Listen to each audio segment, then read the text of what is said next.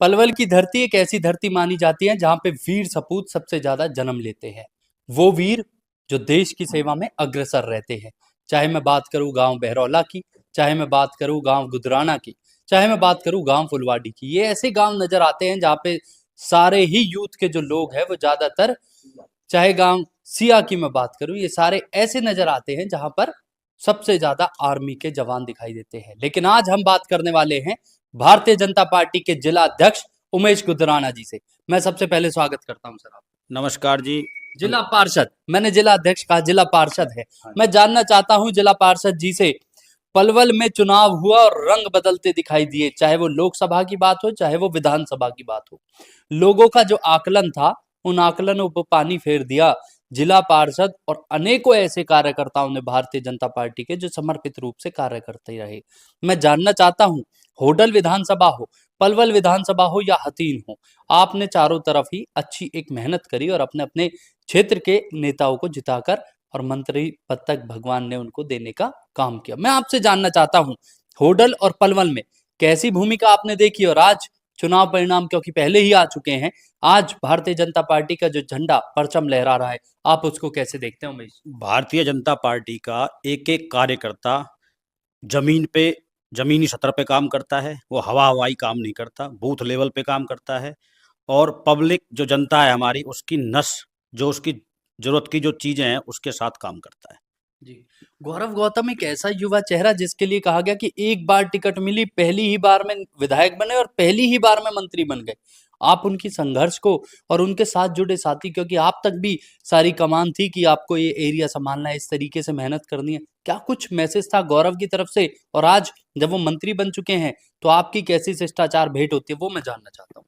गौरव भाई के साथ जो चुनाव की जो प्रक्रिया रही है, उन्होंने एक संदेश, एक नारा दिया था कि सबको गौरव गौतम बन के, और हरेंद्र राम रतन जो होडल से विधायक हैं, बन के चुनाव में जो सब कार्यकर्ता सब उतरे थे। और फिर जमीनी सतह पे जो मेहनत की थी, वो मेहनत हमारी सभी कार्यकर्ताओं की, भारतीय जनता पार्टी के वरिष्ठ नेताओं की मेहनत रंग लाई, और माननीय मंत्री जी श्री कृष्णपाल गुर्जर जी की भी जो एक टीम है, एक मेहनत थी, वो भी उनकी रंग लाई।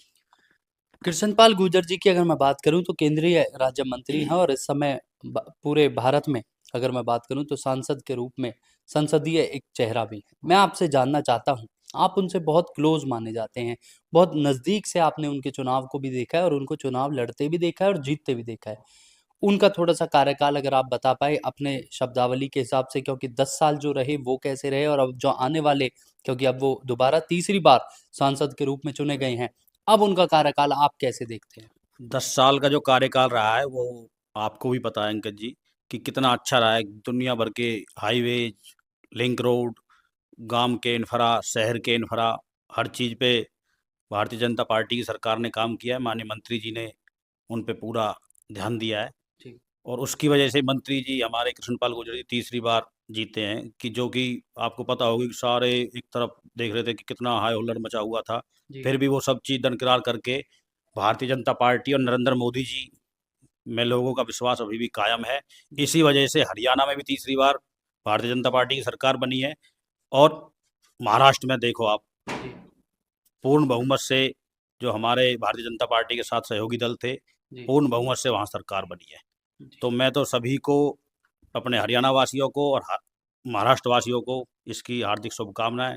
और आगे चल के हमारी भारतीय जनता पार्टी जो है और भी अच्छे कार्य करे, जिससे कि आने वाले समय में, जैसे 25,000 नौकरियां माननीय मुख्यमंत्री जी ने पहली कलम से शपथ लेने से पहले दी, जी। तो जिसमें हमारे नए बच्चे हैं जो जिनको रोजगार मिला है, तो बहुत सब बड़ी बात, बहुत बड़ी बिल्कुल। बात है ये तो। बिल्कुल।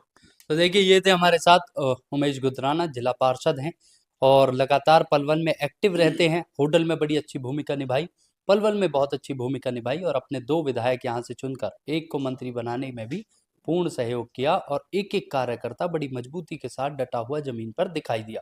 आप देख रहे थे न्यूज़ हेडलाइंस। उमेश, आपने समय दिया उसके लिए। नमस्कार जी।